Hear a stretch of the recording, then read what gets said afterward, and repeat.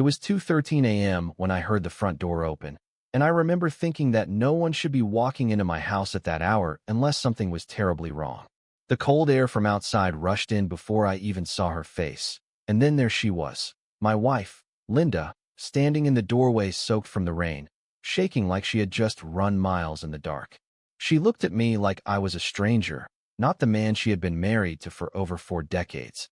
And in that moment, I knew something in our life had already broken beyond repair. Then she said the words I never thought I would hear from her lips. "John, I'm leaving." I thought it was a fight, something emotional, something temporary, but then she added, "I met someone else, and I'm not coming back."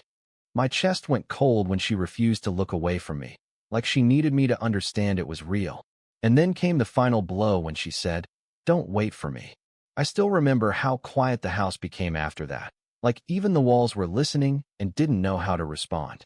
Before I continue, if this story resonates with you, take a second to like and subscribe, and maybe drop a comment with where you're watching from and what time it is in your city right now, because I've learned that stories like this hit differently depending on where you are in life. Only if this story truly speaks to your heart.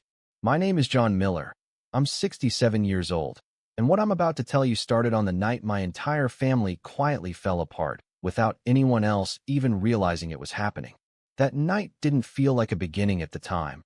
It felt like an ending, but I didn't know just how far that ending would stretch into the months ahead. Linda and I had lived in a quiet suburb outside Cleveland, Ohio, a place where nothing ever really happened, where the biggest excitement was someone putting up Christmas lights too early or too late, and I always thought that kind of life meant stability, safety, maybe even love that couldn't be broken. We had dinner together most nights. We watched the same old shows. We even had routines so predictable I could tell what she would say before she said it, or at least I thought I could. But in the weeks before that night, something had shifted, something small but heavy, like a door slowly closing that I didn't notice until it was already locked. She stopped sitting next to me on the couch, started answering questions with shorter and shorter answers, and sometimes I would catch her just staring at nothing like her mind was somewhere I wasn't allowed to follow. I remember asking her one evening, trying to keep my voice calm, "Linda, are we okay?" And she just sighed without even looking up and said, "We're fine. John, don't start that again." I should have pushed harder. Maybe I should have asked the right questions, but I didn't, because after 40 years you start believing silence means peace instead of warning. That night, as she stood in our doorway dripping rainwater onto the floor, I finally realized silence had never meant peace at all. It meant distance. It meant goodbye had already started without my permission. And just when I thought I had heard everything she came to say, she reached into her coat slowly, her hand trembling, and pulled out a small white envelope with a hospital logo on it, holding it like it weighed more than anything else in the world, and she whispered, "You don't understand what's happening to me. Not yet."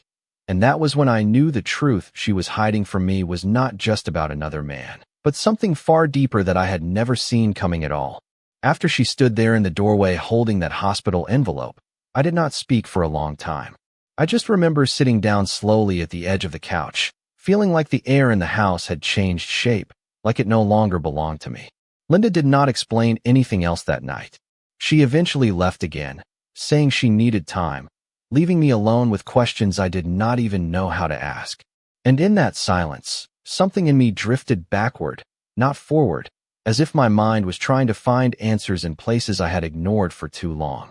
I grew up in a small working-class neighborhood on the outskirts of Cleveland, Ohio, where life was simple but never easy.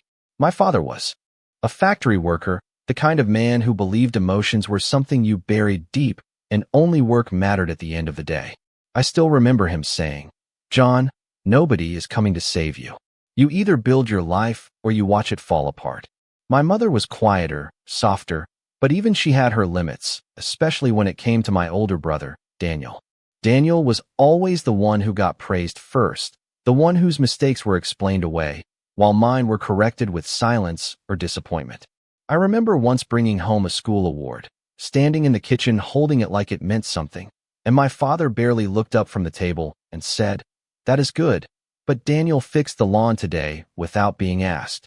I did not understand it then, but I learned early what it meant to compete for attention that never fully belonged to you.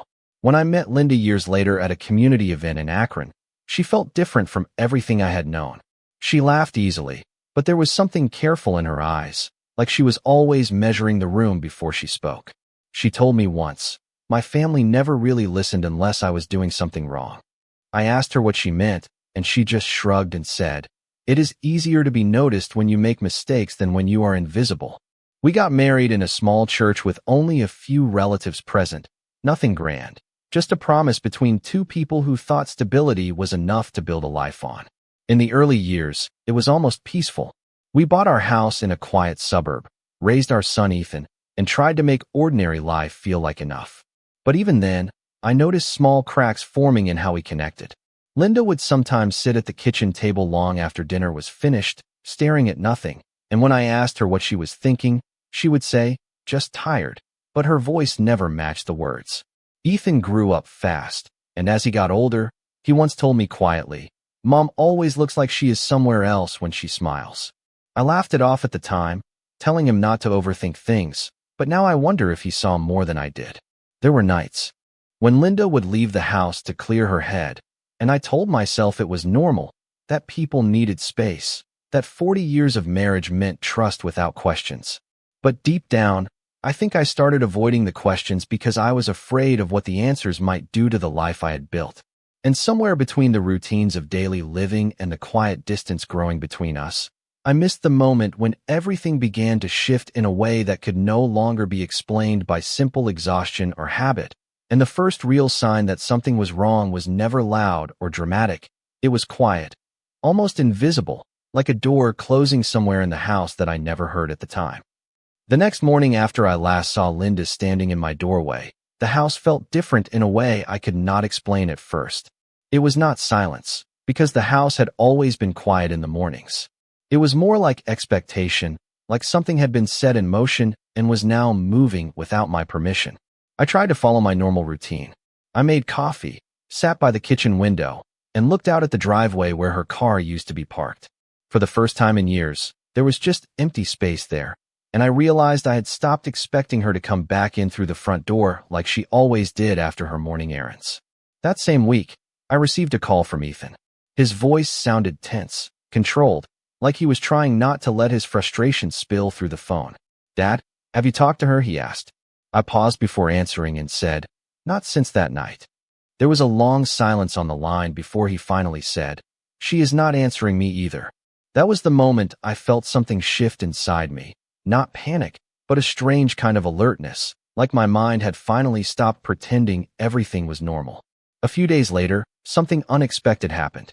I received a letter in the mail about a local community center program in Cleveland that offered volunteer opportunities for retired professionals. I do not even know why I applied. Maybe because I needed something to occupy my hands, or maybe because I could not stand sitting in that house anymore. When I arrived for the first meeting, I remember standing in the hallway thinking I would just sit quietly in the back and leave early. But instead, the coordinator called my name and said, "We actually need someone with your background to lead the discussion group." I remember laughing slightly and saying, "You are probably confusing me with someone more qualified." She shook her head and replied, "No, we read your application. You have exactly what we need." That was the first time in a long time someone had looked at me like I still had value beyond just being someone's husband or someone's father. I agreed to try, even though my instinct was to decline like I usually did. That night, when I came home, I did something I had not done in years. I did not immediately call Linda to tell her about it. I just sat in the living room and let the moment exist without trying to share it with someone who was no longer there. It felt unfamiliar, almost wrong, like I was breaking an invisible rule I had followed for decades. The next morning, I went back again, and this time I stayed longer. One of the participants, an older man named Harold, approached me after the session and said, "You speak like someone who has been carrying things for a long time." I did not know how to respond, so I just nodded. He smiled and added, "People like us usually forget we still matter." For some reason, those words stayed with me longer than I expected. Over the following weeks, I started to feel something I had not felt in years, a sense of structure returning, but not the kind I used to have at home. This was different, quieter, but somehow stronger. I began preparing notes for each session, staying up late reading, organizing thoughts, and for the first time in a long time, I noticed I was not waiting for Linda to call or come back. But just when I thought I was beginning to find my footing again, Ethan called me one evening, and his voice sounded sharper than before. "Dad, I do not know what is going on with Mom, but something is not right," he said. I asked him what he meant, and he hesitated before replying. "She is asking questions about the house, about money, about things that do not make sense." I remember gripping the phone a little tighter and saying, "What kind of questions?" He answered, "Like she is planning something." I did not respond right away. Instead, I looked out the window toward the dark street and realized that whatever calm I had started to build was about to be interrupted, because for the first time since that night, it felt like Linda was not just gone, she was moving towards something I had not yet seen coming. It started with small inconsistencies, things that at first I could almost ignore if I wanted to protect the idea that life was still somehow stable. Ethan called me again 2 days later, and this time his voice was quieter, more controlled, but there was something underneath it that did not sit right with me.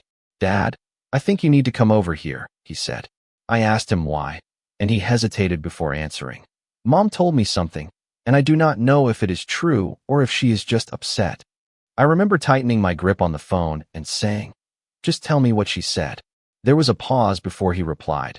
"She said you already knew about everything, that you agreed with her leaving, and that you did not want her back."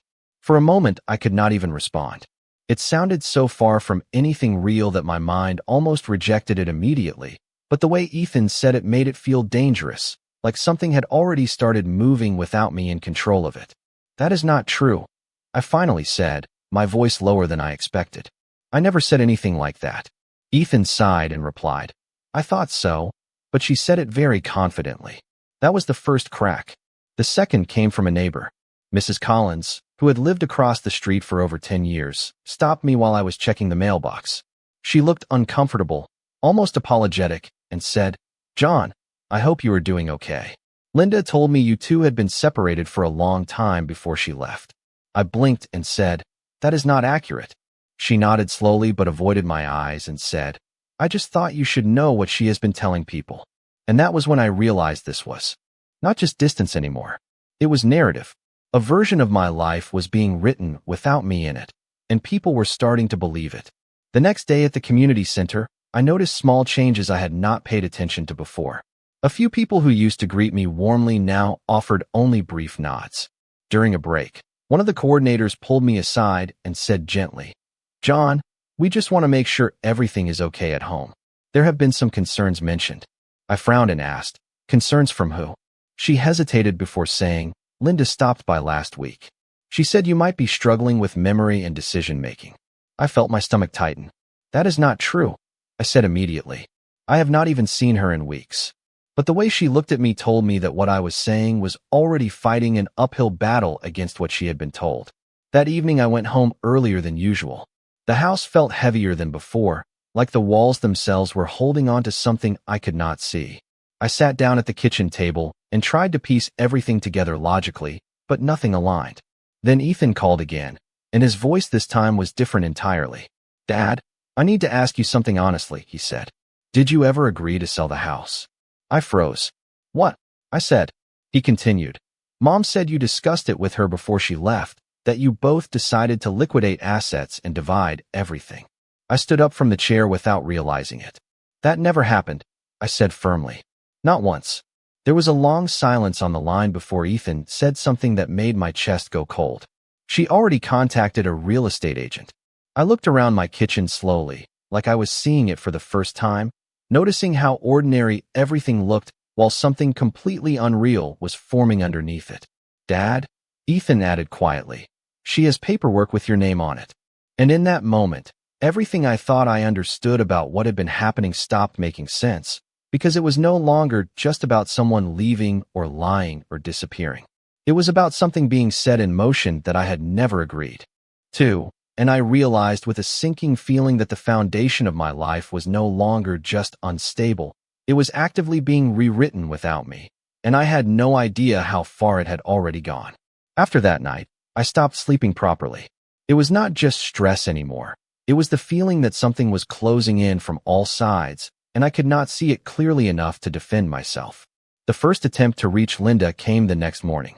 I called her phone at 8:14 a.m., and it went straight to voicemail. I called again at 8:27 a.m., and this time it rang once before disconnecting. At 9:02 a.m., I received a text message from an unknown number. It simply said, "Please do not contact me directly anymore. Any communication will go through legal representation if necessary." I stared at the message for a long time because the wording did not sound like her. Linda had never spoken like that in 40 years. I replied, "Linda, this is John. What legal representation are you talking about?" There was no response. Later that afternoon, I received an email from a law office in downtown Cleveland. The subject line read, "Formal separation discussion." My hands actually paused before opening it. Inside, it stated that Linda had requested documentation regarding financial separation and property division, and that she believed prior verbal agreements existed between us. I immediately called the number listed at the bottom of the email. A receptionist answered and said, "Mr. Miller, your wife has already provided us with signed notes indicating mutual understanding of asset distribution." I said firmly, "That is incorrect. I never signed anything." She replied calmly, "Sir, we are only working with the documents provided to us." I hung up without another word. That same evening, I went to Ethan's house. He opened the door and looked exhausted, like he had not been sleeping either. I said, "You need to tell me everything she has been saying to you." He hesitated and then said, "Dad, she keeps telling me you agreed to everything and that this is just how things were always supposed to end." I shook my head and said, "That is not reality, Ethan." He lowered his voice and said, "I know that, but she has been showing me messages, screenshots, even recordings of conversations that do not sound like you." My chest tightened. "Those are not real," I said immediately. He replied quietly, "I do not know what is real anymore." That sentence stayed with me longer than anything else. Over the next several days, I tried everything I could think of to regain control of what was happening. I went to the bank in person. The manager, a man I had known for years, looked uncomfortable as he slid papers across the desk and said, "Mr. Miller, your wife already requested partial account restructuring last week." I said, "Without my authorization?" He nodded slowly and said, "She provided documentation we were instructed to accept." I left the bank feeling like the ground beneath me was no longer stable. I tried calling Linda again that night. No answer. I left voicemail after voicemail, each one sounding more desperate than the last. "Linda, please call me back. This is not how we handle 40 years of marriage. We talk." Nothing. I even wrote her a letter by hand, something I had not done in decades, and mailed it the next morning. It came back 3 days later marked undeliverable. Meanwhile, messages kept coming from people I had known for years. A former neighbor wrote, "John, I hope you are getting help. Linda seemed very worried about your condition." A cousin I had not spoken to in months sent, "We are all praying for you. Please listen to your wife." Even Ethan, who had once been my closest connection to reality in all of this, started sounding uncertain during calls. "Dad, Mom showed me more things today. I do not know what to think anymore." I said, "Ethan, you have to trust what you know about me." He replied, "I want to, but everything I see is telling me something different." That was the moment I realized I was no longer just being ignored. I was being replaced in the story of my own life. One evening, I sat alone in the living room as the sun went down outside, and I noticed I had not received a single message from anyone that day except automated notifications. No calls, no visits, no questions, just silence that felt intentional. I tried calling Ethan one more time, but it went straight to voicemail. I left a message and then listened to it play back, realizing how strange my own voice sounded in an empty room. When I hung up, I sat there for a long time without moving, looking at the phone in my hand like it belonged to someone else. And for the first time since everything began, I understood that I was no longer being pulled into a conflict. I was being cut out of it entirely, and the most unsettling part was not what was being taken from me, but how quickly everyone seemed to accept a version of me that I no longer recognized, leaving me completely alone in a life that was still technically mine, but no longer felt like it belonged to me at all. The silence after everything happened was not the kind of silence that brings peace. It was the kind that slowly removes you from the world one detail at a time. Days passed in Cleveland without calls, without visits, without even accidental reminders that I still existed in anyone else's version of life. I would wake up, sit at the edge of the bed, and for a few seconds forget why I was even getting up. The house felt too large for one person, like it was built for a life that no longer lived there. I stopped checking the mailbox every hour. I stopped expecting the phone to ring. At some point, expectation itself became exhausting. One morning, I went to the kitchen and realized I had not spoken a single word out loud since the previous evening. I said quietly to myself, "This is not normal," just to hear a voice in the room, even if it was my own. That was the first moment I noticed something shifting inside me, not emotionally breaking, but observing. Like I was finally standing outside my own situation instead of drowning inside it. That same day, Ethan came to visit without calling first. He stood at the door for a few seconds before entering, as if unsure whether he still belonged there. "Dad," he said softly, "you look tired." I nodded and replied, "I am starting to understand what that means now." He sat down across from me and hesitated before speaking again. "I tried talking to Mom again," he said. I looked up immediately, and he exhaled slowly. "She told me not to get involved anymore. She said it is complicated and that you would eventually understand everything." I leaned back in my chair and said quietly, "That is the problem, Ethan. Nothing she is saying matches reality." He did not respond right away. Instead, he looked at his hands and said, "I do not know what to believe anymore." For a moment, neither of us spoke. The house made small sounds around us, like it was trying to remind us that it was still there even if everything inside it had changed. Later that evening, I received a call from an unfamiliar number. I answered it out of habit more than expectation. A woman's voice spoke calmly on the other end. "Mr. Miller, this is the hospital in Cleveland General. We are calling regarding Linda Miller." My entire body went still. "Is she okay?" I asked immediately. There was a pause before the woman continued. "She checked involuntarily earlier today. She asked us to contact you only if you agreed." I closed my eyes for a moment and said, "She has not contacted me in weeks." The woman replied, "She mentioned that as well. She also left something for you." I drove to the hospital that night. The waiting room was quiet, almost sterile, with fluorescent lights that made everything feel unreal. When a nurse finally approached me, she handed me a sealed envelope and said, "She asked you to read this when you were alone." I sat in my car in the parking lot for a long time before opening it. Inside was a short letter, handwritten, and a folded medical document. The letter began simply, "John, I did not know how to stay and be honest at the same time." My hands tightened slightly as I kept reading. She wrote about confusion, about fear, about how things she could not fully explain had started to affect her decisions and memory in ways she did not understand. There were no dramatic explanations, no excuses, only fragments of someone trying to hold themselves together in words that did not fully connect. The medical document mentioned ongoing evaluation and observation, with recommendations for extended care and support.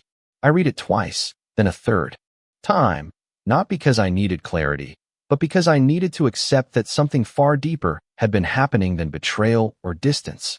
I sat there in the dark car for a long time after that, holding the paper without really seeing it anymore. And for the first time since everything began, I did not feel anger or confusion. I felt something quieter, heavier, like understanding slowly replacing resistance. I said out loud to no one, "This was never just about leaving." And in that moment, instead of collapsing further into what had been taken from me, I realized I was standing at the edge of something I would have to face differently now. Something that required not survival anymore, but awareness, and maybe, for the first time in months, the possibility that what came next would not be about loss, but about rebuilding from a truth I had finally begun to see. After I read the letter from the hospital that night, I did not drive straight home. I sat in my car for a long time in the parking lot outside Cleveland General, watching people come and go under the harsh white lights, each of them carrying their own life like it still made sense. Mine did not feel like it did anymore, but for the first time, I was not drowning in confusion. Something had shifted into a quieter place inside me, something that forced me to stop reacting and start thinking. The next morning, I woke up earlier than usual, not because I was restless, but because I had made a decision I could not explain to anyone yet. I showered, made coffee, and sat at the kitchen table with a notebook. I wrote down everything I knew, not emotionally, but factually. Dates, phone calls, letters, conversations with Ethan, messages from the hospital. It was the first time I treated my own life like something I had to organize instead of something I had to survive. Later that day, I went to the community center in Cleveland. Harold was already there, sitting in the same chair as always, reading a worn newspaper. When he saw me, he nodded and said, "You look different today."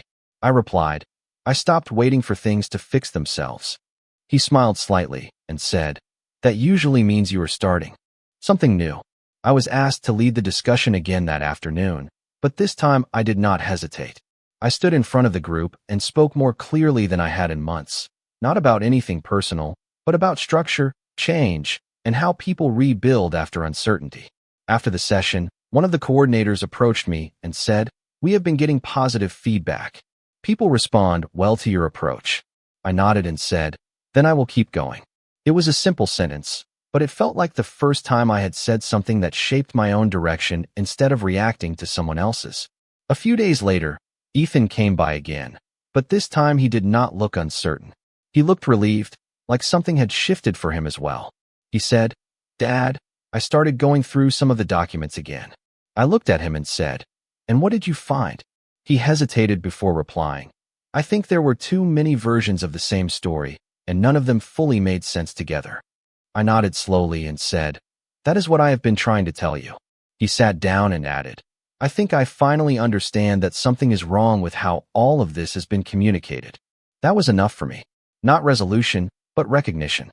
That evening, I received a call from a local nonprofit organization that had attended one of the community sessions. The director spoke clearly and directly. "Mr. Miller, we would like to offer you a permanent role in program development. Your way of connecting with people is something we believe is needed here." I paused for a moment, then said, "I have never done anything like that before." She replied, "That is exactly why it will work." I agreed to meet them the following week. When I hung up, I realized I was no longer waiting for life to return to what it used to be. I was stepping into something that was forming in real time, something that did not depend on the past to exist. I looked around my house that night and noticed it no longer felt like a place of absence. It felt like a place in transition, and for the first time in a long while, that did not feel like loss. It felt like movement. I sat back in my chair, took a slow breath, and wrote one final line in my notebook before closing it. "I do not know everything yet, but I am no longer standing still." And as I turned off the light and looked out the window into the quiet Cleveland night, I realized that whatever came next was no longer something happening to me, but something I was finally ready to walk into. The first day I walked into the nonprofit office as an official team member, I noticed something different in how people looked at me. It was not curiosity anymore, and it was not sympathy. It was recognition. I was no longer the man sitting quietly in the back of a room, trying to make sense of his own life. I was the person expected to lead it. The glass door of the office had a small printed sign that read, "Program Development Coordinator." And when I first saw my name on the schedule board next to that title, I stood there for a few seconds without moving. It was a simple thing, just black letters on white paper, but it carried more weight than I expected. One of the staff members walked past and said, "Good morning, Mr. Miller. We are glad you are here." I replied, "I am still getting used to that." She smiled and said, "You will not need much time." Inside the office, I had my own desk now, a simple wooden surface with a nameplate that said John Miller and a stack of program files organized by category. It was the first time in a long while that my name appeared on something that did not feel like a memory of my past life, but a part of something active and present. During the morning meeting, the director placed a folder in front of me and said, "We want you to help structure our outreach program for older adults. Your experience gives you a perspective we cannot teach." I looked at the folder and said, "I spent most of my life thinking experience was something you carried quietly, not something people asked for." She replied, "That is exactly why we need you." Over the following weeks, I began adjusting to a rhythm I had not felt in years. I was not reacting anymore, I was building. I arrived early, reviewed data, met with teams, and slowly started shaping programs that connected isolated individuals with support systems in Cleveland and surrounding communities. One afternoon, a younger staff member named Daniel approached my desk holding a draft proposal and said, "Mr. Miller, do you think we should simplify the language in Section 3? I looked at it for a moment and replied, "No, leave it as it is." People underestimate clarity when they think they need to sound important. He nodded and said, "That makes sense. I will update the final version." Moments like that started happening more often, and each one reinforced something I had forgotten about myself, that I was capable of influencing outcomes rather than just enduring them. One morning, I was given a badge with my title printed clearly beneath my name. When I clipped it onto my shirt, I caught my reflection in the office glass wall. For a second, I barely recognized the man looking back. Not because I had changed physically, but because the expression on my face no longer carried hesitation. It carried direction. Later that week, Harold visited the office during an open session. He looked around and said, "So this is where you disappeared to?" I laughed lightly and replied, "I did not disappear. I just stopped standing still." He nodded slowly and said, "That usually means something important is about to happen." I did not respond to that, but I felt it. The transition was no longer subtle. It was becoming visible in how people responded to me, in how meetings shifted when I spoke, in how my decisions were no longer questioned but considered. Even Ethan noticed it when he stopped by one evening. He looked at the badge on my shirt and said, "Coordinator, that actually suits you." I smiled slightly and said, "It is strange how quickly things change when you stop waiting for permission." He sat down and said, "You seem different now." I answered, "Not different, just no longer paused." As he left that night, I stood at the door and watched him walk to his car, realizing that for the first time, I was no longer being defined by what had happened to me before. I was being defined by what I was actively becoming. And as I turned back into the house, the present no longer felt like a continuation of the past, but like a place I was finally stepping into with my own direction, fully aware that everything I had been building was leading towards something I had not yet reached, but could now finally see forming ahead of me. The call came early in the morning, before I had even left for the office. The hospital number on the screen made my hand pause for a second, but this time I did not hesitate. I answered immediately. A nurse spoke in a calm but controlled tone. "Mr. Miller, this is Cleveland General Hospital. We would like you to come in today. There has been an update regarding Linda Miller's case." I sat down slowly at the kitchen table and said, "Is she stable?" There was a brief silence before the nurse replied, "She is conscious and has requested to see you in person. It is important." I did not ask anything else. I simply said, "I will be there." When I arrived at the hospital, the atmosphere felt different from the last time. It was not just quiet, it was focused, like something significant was being held in place behind closed doors. A staff member guided me through a hallway and said softly, "Room 214. She is waiting." Before I reached the door, I stopped for a moment and looked through the small glass panel. Linda was sitting upright in the bed, her hands folded in her lap, her face pale but alert. She looked smaller somehow, not physically, but in presence, like the weight she had been carrying for months had finally become visible. When I entered, she looked at me immediately and said, "You came." I replied, "You asked me to." The room felt heavy with unfinished sentences. A monitor beeped quietly in the corner, marking time that neither of us seemed ready to acknowledge. After a long pause, she said, "I did not think you would still come after everything." I sat down in the chair beside her bed and said, "I stopped making decisions based on what I thought I could lose." She looked down at her hands and said, "That is something I used to do differently." I did not respond. I just waited. She reached slowly toward the bedside table and picked up a small folder, placing it between us. "Before anything else," she said quietly, "you need to see this properly." I looked at the folder but did not open it immediately.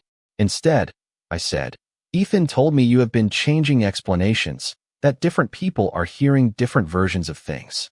She closed her eyes for a moment and replied, "I did not plan for it to become like that." There was a long silence before she added, "It started as confusion, but it turned into something I could not control anymore." I leaned slightly forward and said, "Control of what exactly?" She looked at me, and for the first time since everything began, her voice lost its careful distance. "Of what people believed about me, about us, about what happened," she said. The monitor in the corner continued its steady rhythm, the only sound in the room besides her voice. I asked again, more directly this time, "Linda, what are you trying to tell me right now?"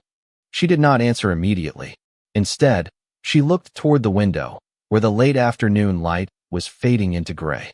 Then she turned back to me and said, "There is something I need you to understand before you open that folder." I felt my hand tighten slightly on the armrest. The air in the room seemed to shift, like even the silence had become aware of what was about to happen. I said quietly, "Then tell me." She opened her mouth slightly, paused, and in that exact moment, before she could finish the sentence, footsteps approached the door from outside, stopping just short of entering. And I realized whatever truth was about to be spoken had already reached the point where it could no longer be contained. The door opened slowly, not with urgency, but with hesitation that immediately changed the atmosphere in the room. Ethan was the first to step inside, followed by a man I did not recognize at first, carrying a thin folder in his hand.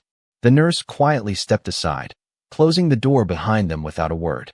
No one spoke immediately. The only sound was the faint rhythm of the monitor beside the bed, steady and indifferent. Linda looked at them, then at me, and said softly, "It is time." The man with the folder nodded and said, "Mr. Miller, we need to clarify a few final points based on updated documentation." His tone was controlled, almost clinical, as he placed the folder on the table between us. Ethan stood near the wall, arms crossed, not looking at anyone directly. I remained seated and said, "Clarify what exactly?" The man opened the folder carefully and replied, "We have consolidated statements, correspondence, and medical evaluations that have created inconsistencies across all prior accounts." I looked at him and said, "Inconsistencies in what exactly?" He paused briefly, then said, "In the narrative of events concerning separation, financial agreements, and medical condition disclosures." The word narrative hit differently than I expected. It made everything feel less like a family situation and more like something structured, something constructed. I turned slightly toward Linda and said, "Is this what you meant when you said I needed to understand?" She did not answer immediately. Instead, she said, "I did not know how to make people see the same version of things anymore." Ethan finally spoke, his voice lower than before. "Mom, I read everything they gave me. None of it aligns completely." She nodded slowly and said, "That is because none of it came from just one moment." The man with the folder interjected gently, "We are not here to assign blame. We are here to establish clarity." I leaned forward slightly and said, "Clarity requires truth, not coordination." The room went quiet again. Linda looked at me directly and said, "John, I did not disappear because I stopped caring." I replied, "Then why did everything around me stop making sense?"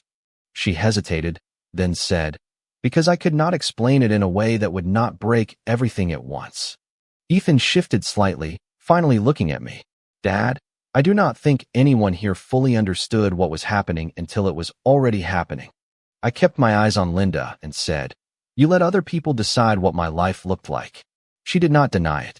"Instead," she said, "I let fear make decisions I could not take back."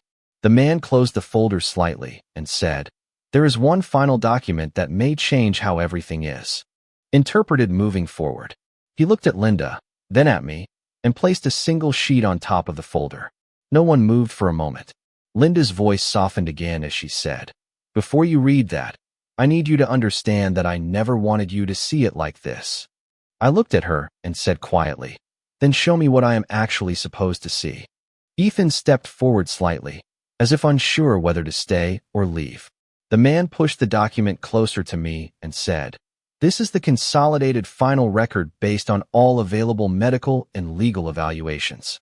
My hand hovered over the paper for a moment before touching it, and as I began to read the first line, I felt the entire room shift in a way that made everything else feel suddenly uncertain, and I realized that whatever truth I thought I was about to hear was not just incomplete, it was something that would redefine every version of what I believed had happened up to this point.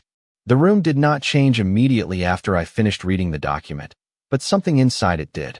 It was not shock in the loud sense, no raised voices, no sudden movement. It was something far more unsettling than that.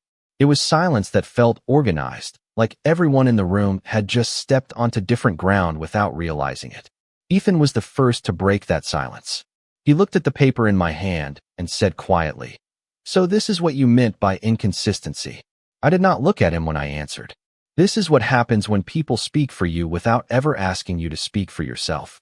Linda lowered her gaze and said, John, I did not want it to reach this point. I placed the document back on the table carefully, not because I was afraid of it, but because I no longer needed to hold it to understand it. The man with the folder cleared his throat and said, based on the consolidated record, there are adjustments that need to be formally acknowledged moving forward regarding financial authority and decision responsibility. I turned to him and said calmly, let me stop you right there. Everyone looked at me. I continued, I am not interested in correcting versions of my life that were built without my input. I am only interested in what is real and what I am still responsible for. Ethan shifted slightly and said, Dad, I did not realize how far this had gone. I nodded once and replied, that is because you were never supposed to be in the middle of it. Linda finally looked directly at me again and said, so what happens now? There was no anger in her voice anymore, only uncertainty.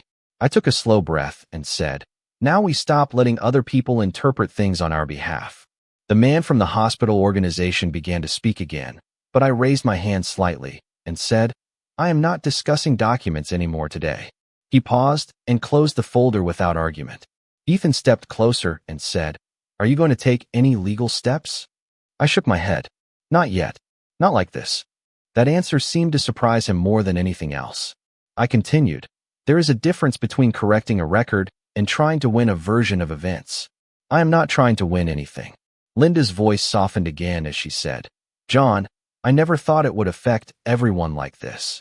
I looked at her and replied, it always affects everyone.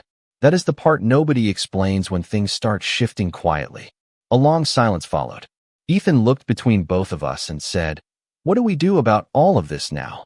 I turned toward him and said, we start by separating what is fact from what has been assumed. And we stop letting confusion make decisions for us. For the first time, Ethan did not argue. He simply nodded slowly. The man with the folder added quietly, we will pause any further action until there is mutual clarification from all parties. I said, that is acceptable. Linda leaned back slightly against the hospital bed and said, I do not know how to fix what has already been believed. I replied, then do not try to fix everything. Start by telling the truth as you remember it, not as it has been rewritten. She did not respond immediately.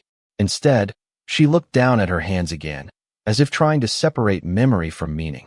Ethan eventually said, I think we all need to step back from assumptions for a while.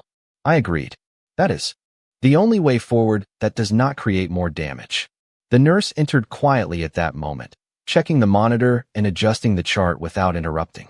The normal rhythm of the hospital returned around us, but the conversation in the room had already changed something fundamental. As I stood up to leave, Linda said softly, John. I paused at the door and looked back. She continued, I am not sure where this leaves us. I nodded slightly and said, neither am I. But at least now we are starting from something real. I left the room with Ethan following behind me. But even as we walked down the hallway together, there was still a feeling that what had just been uncovered was not the end of anything. Only a pause before something else began to take shape, something that none of us were fully prepared to define yet. In the months that followed, life did not return to what it used to be, but it also did not remain what it had become during the darkest stretch of confusion. It settled into something quieter, something more deliberate. I continued my work at the community center in Cleveland, but my role expanded in ways I never expected. The program development coordinator title on my badge was no longer just a label. It became a responsibility that grounded me each day. I would arrive early in the morning, walk through the same glass doors, and feel something simple but powerful. I belonged somewhere again, not as a shadow of a family story, but as a person with direction. Ethan and I began meeting more regularly, not as fractured conversations filled with uncertainty, but as honest discussions about boundaries, understanding, and what it meant to rebuild trust without forcing old definitions of family to fit new realities. One afternoon, he said to me while we sat outside a small cafe in downtown Cleveland, I think I finally understand that not everything people tell you is meant to hurt you, but it still shapes you if you let it. I nodded and replied, and not everything that is broken needs to be fixed in the same way. Some things just need to be understood clearly before you decide where they belong in your life. He was quiet for a moment, then said, I am glad you did not disappear into all of this. I looked at him and said, I almost did. But something kept telling me that if I kept waiting for clarity from other people, I would lose my own. Linda remained part of the story, but no longer as the center of confusion. Communication shifted into structured, necessary exchanges, guided by clarity rather than emotion. There was still distance, but it was no longer chaotic. It was defined, and in that definition, there was a strange form of peace. One evening, after finishing a long day at the center, I walked alone through a quiet park near my home. The air was cool, and the sky over Cleveland was fading into deep shades of blue. I sat on a wooden bench and realized that for the first time in years, I was not replaying the past in my mind. I was simply present. I thought about everything that had happened, not as a wound, but as a sequence of moments that had slowly forced me to understand something I had ignored for most of my life. That truth does not always arrive clearly, and people do not always communicate from a place of certainty. But even in that uncertainty, you are still responsible for protecting your own sense of reality. I want to say this to you. If you are listening and something in your life feels uncertain, if you are being pulled into versions of events that do not feel aligned with what you know deep inside, do not lose yourself trying to resolve everything for everyone else. Protect your mind, protect your boundaries, and allow space for truth to reveal itself without forcing yourself to carry what does not belong to you. Sometimes healing is not about fixing what broke, but about finally stepping back far enough to see what was real all along. And if there is one thing I learned through all of this, it is that your value is not defined by how others rewrite your story when you are not speaking it yourself. It is defined by the moments you choose to stand still, listen to your own understanding, and move forward even when clarity is incomplete. If this story reached you in any way, I just want to thank you for being here and sharing this moment with me. To anyone out there carrying something quietly, you are not alone in that silence, even when it feels like it. My name is John Miller. I am 67 years old, and the lesson I carry with me is this: do not allow confusion to replace your truth. And as I look back now, I realize that everything I thought was the end was actually the beginning of learning how to live without losing myself in someone else's version of reality. If you found meaning in this story, feel free to share your thoughts and subscribe for more stories like this. Sometimes the hardest nights lead to the clearest mornings, and sometimes understanding arrives only after everything else has fallen quiet. And if you are still here with me, there are more stories waiting in the playlist, each one carrying its own truth, its own silence, and its own path toward clarity that you may find speaks to you next.